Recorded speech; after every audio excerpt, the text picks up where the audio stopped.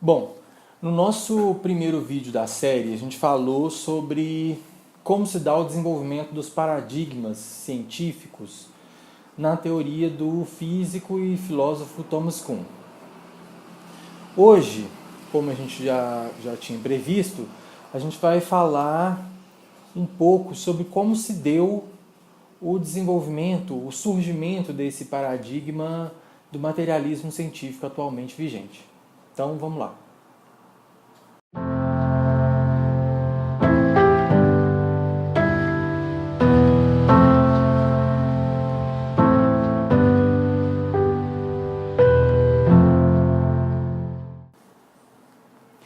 Então nós vamos falar hoje do surgimento, de como se deu o surgimento desse paradigma do materialismo científico vigente hoje. Para fazer isso, a gente tem que voltar lá na Antiguidade e na Idade Média, quando vigorava o que a gente pode chamar de paradigma teocêntrico ou paradigma metafísico.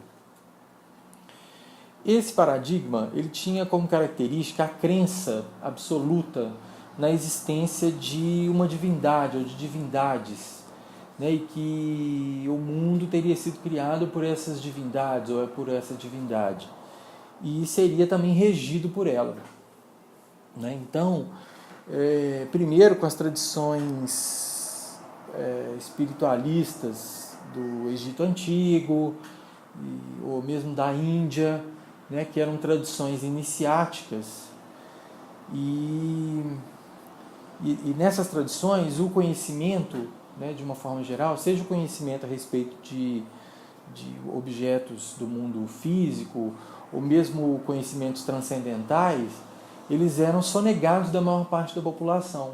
Então não havia uma democratização do conhecimento.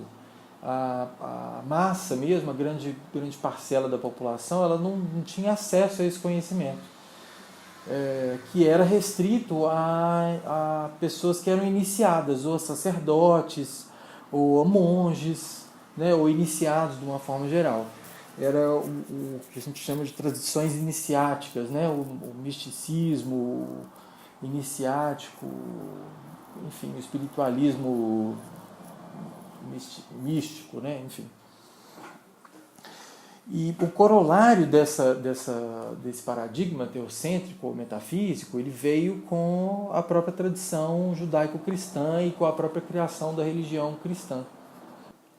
O catolicismo, então, ele impôs determinados dogmas que seriam verdades tidas como universais e inquestionáveis. Então, dentro desses dogmas, aí a gente poderia citar alguns, por exemplo, a existência e a unicidade de Deus, por exemplo, era um dogma da religião cristã, a Imaculada Conceição de Maria também era outro dogma. Enfim, e dentre esses dogmas, existe um que para nós ele é particularmente interessante, importante, para a gente entender como é que se deu essa transição de paradigma do conhecimento, que é o dogma chamado criacionismo, que é a ideia de que o mundo, né, como a gente conhece, ele foi criado do nada por uma entidade divina, por Deus. Então, qualquer um que fosse contra esse dogma do criacionismo, ele era considerado um herege, né? Essa teoria seria considerada uma heresia. Então, havia nesse tempo, até a Idade Média, um verdadeiro embotamento, um verdadeiro cerceamento do conhecimento. Quer dizer, a pessoa não poderia pensar por si só, ela não poderia criar teorias, descobrir coisas, porque qualquer coisa que ela criasse e que fosse contra esses dogmas, essas verdades universais e inquestionáveis da Igreja, ela poderia ser considerada uma herege, enfim, no período da Inquisição principalmente, ela poderia ser até executada, né, morta na fogueira, ou enfim.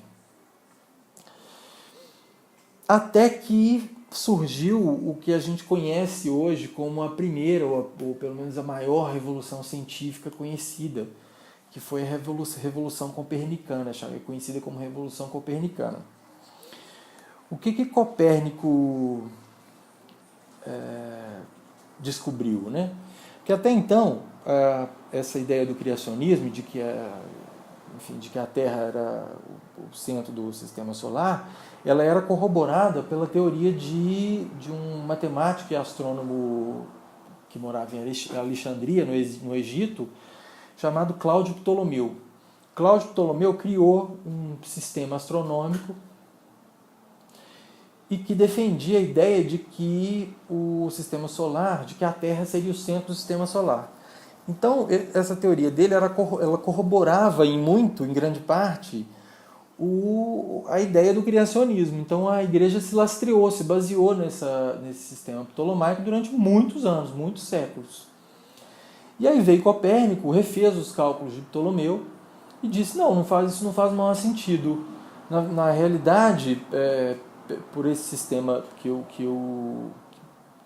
entendo que é muito mais correto, na verdade, o sistema solar ele gira em torno do Sol.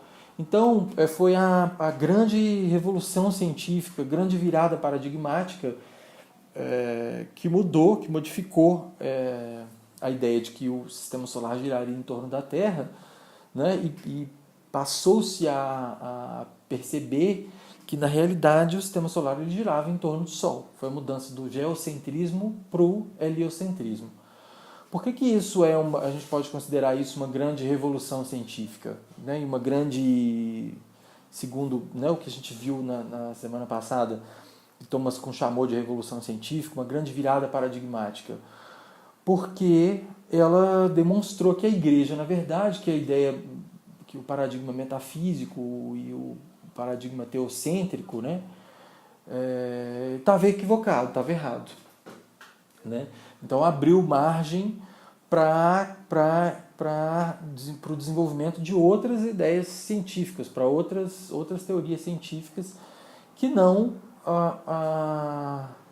o conhecimento religioso, que era o único que poderia, que era considerado válido, né, pela igreja na época. E aí, a partir dessa virada copernicana, depois ela foi defendida também por Galileu e tal, e aí Galileu veio também com a ideia de que tudo deveria ser comprovado e que as leis da física, né, as leis materiais, elas poderiam ser demonstradas matematicamente.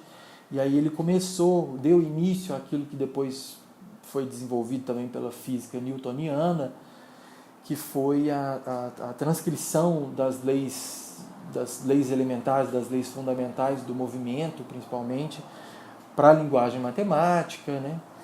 E veio Francis Bacon, para mim, né, na minha visão, Francis Bacon, que foi o teórico mais importante aí desse novo paradigma do materialismo científico que vinha surgindo. Ele criou um sistema de metodologia científica, né? Até hoje ele é considerado o criador da metodologia científica moderna. E essa teoria dele estava basicamente dividida em duas grandes fases, né? A primeira fase seria a desconstrução desses mitos que foram criados por esse paradigma anterior, essas crenças anteriores, né? E um segundo momento, a teoria dele apresenta também uma metodologia em que se pudesse fundamentar um novo conhecimento, livre desses mitos. Então ele cita, né, no desenvolvimento da teoria dele, na tentativa de se desvencilhar desses mitos, né, ele faz até uma alusão, ele chama esses mitos que ele chama de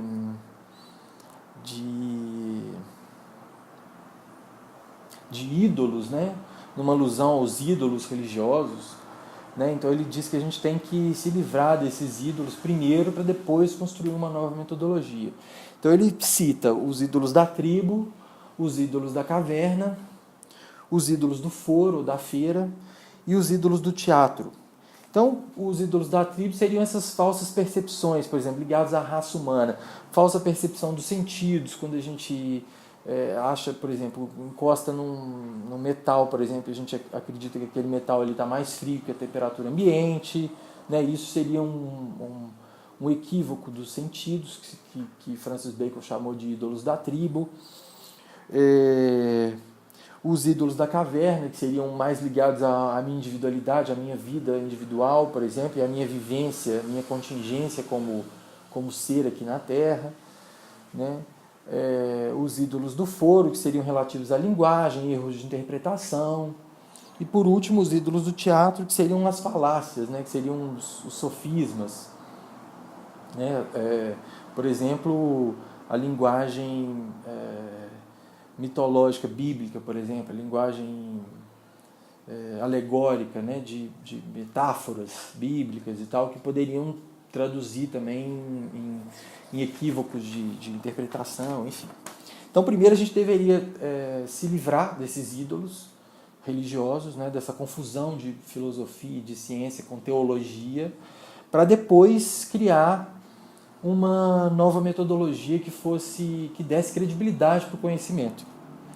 Então, nessa metodologia, o que ele propõe? Ele propõe a gente experimentar o objeto, submeter o objeto da nossa investigação, da ciência, a vários tipos de experimento.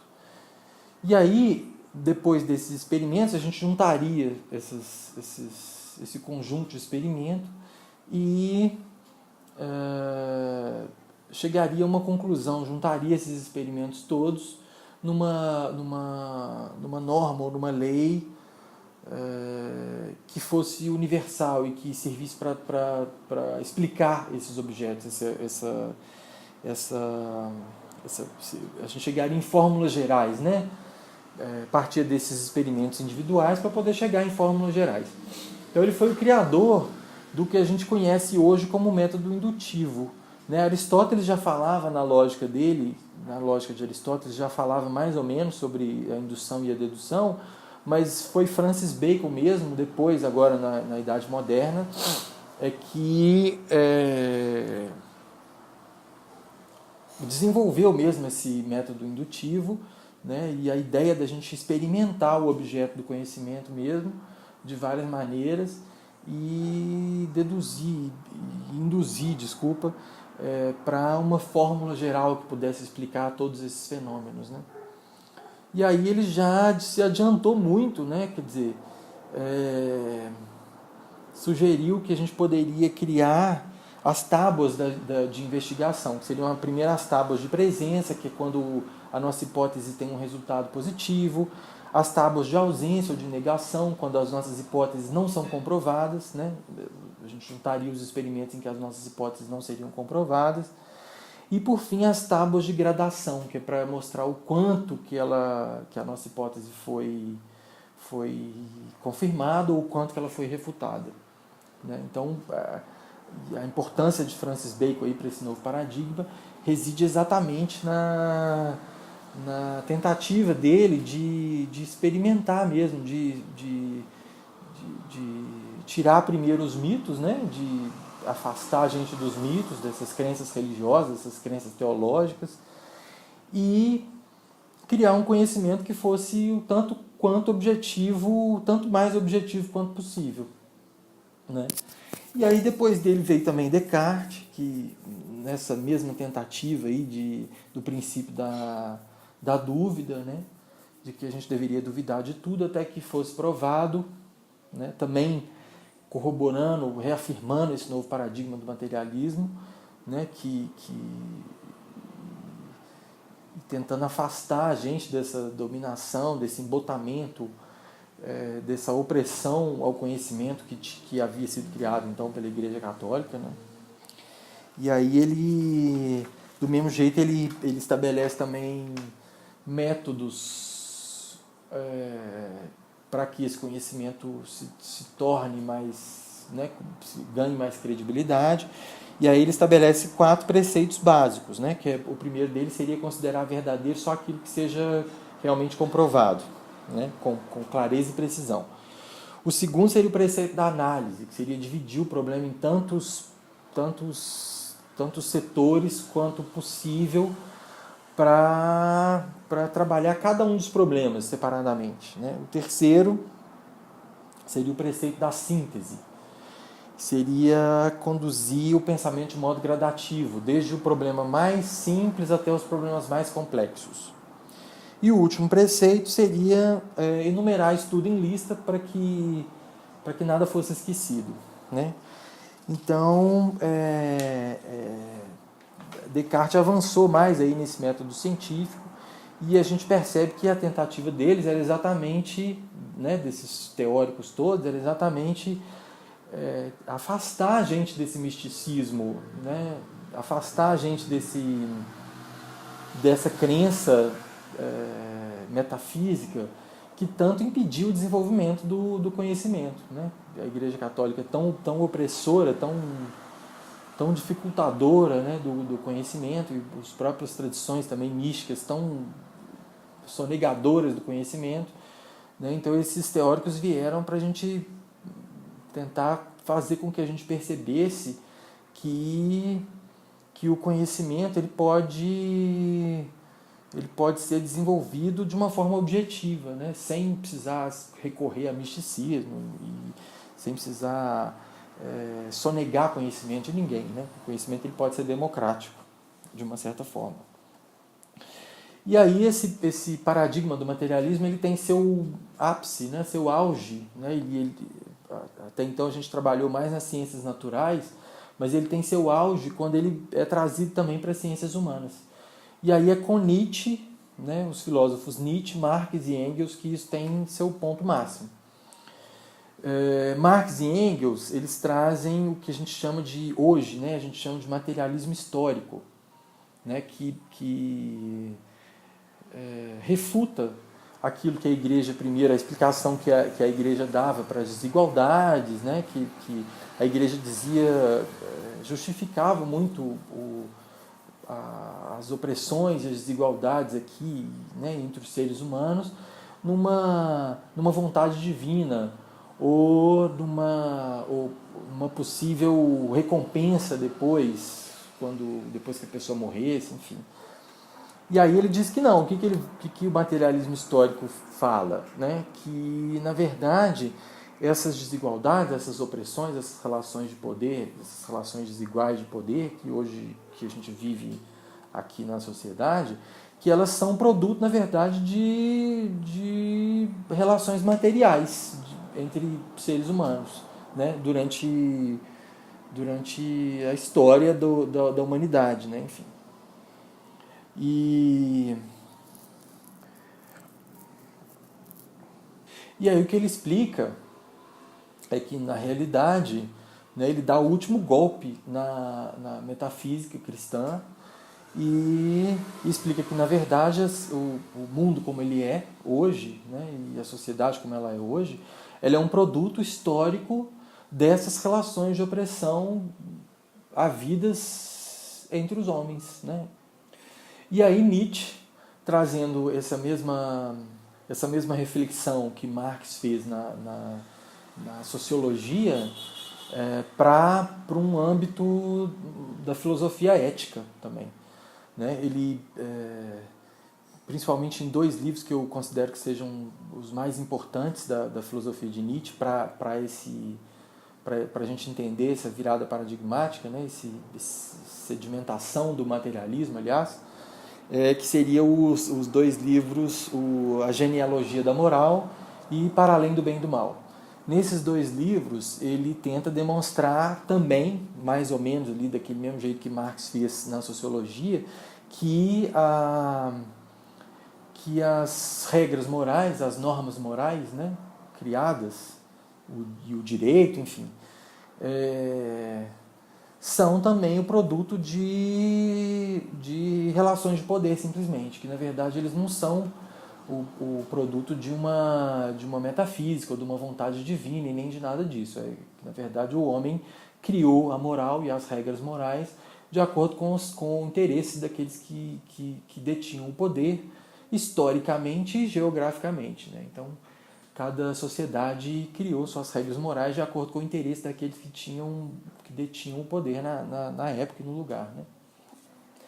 E aí o que a gente pode extrair, então, de toda essa história do surgimento da superação desse paradigma teocêntrico, metafísico, para o surgimento desse paradigma do materialismo, com a virada da Revolução Copernicana, é que, primeiro, ele é de suma importância, o materialismo científico, ele é de suma importância para o desenvolvimento da ciência e para a divulgação do conhecimento de uma forma geral, né? E, enfim, para o surgimento da Revolução Industrial, o desenvolvimento da tecnologia, né?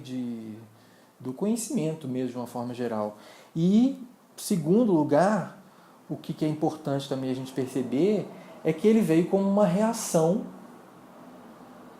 à dominação e à sonegação do conhecimento que era praticado pela Igreja Católica, né, pela religião cristã, e também pelas tradições do misticismo, né, do espiritualismo místico, e essas tradições iniciáticas também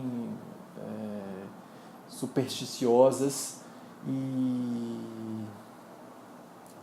que sonegavam mesmo o conhecimento. Enfim, eles usavam, o que a gente percebe é que essas instituições, elas usavam o conhecimento, né, como uma forma de dominação e de perpetuação do poder. Então, a gente não pode dizer que o materialismo científico ele é uma coisa que a gente possa, que tenha sido pernicioso, não, muito pelo contrário, ele foi libertador, né, e tem sido libertador, daí a importância dele, para a gente perceber que a humanidade ela só chegou no ponto que ela chegou hoje por causa do materialismo científico, né, que refutou essas teorias de determinismo divino, né, enfim, essas superstições que a igreja impunha para poder perpetuar no poder. Então é isso. Agora na próxima semana, então, no próximo vídeo, a gente vai começar a perceber, começar a trabalhar como surgiram, como tem começado a surgir as anomalias, então, nesse novo paradigma do materialismo científico que a gente trabalhou hoje. E aí, a partir disso, entender também como que essas anomalias têm sido trabalhadas, tanto pela ciência tradicional, quanto pelo espiritualismo mesmo, por esse novo espiritualismo, né, essas neociências. Então, é isso. Até o próximo vídeo. Obrigado, um abraço.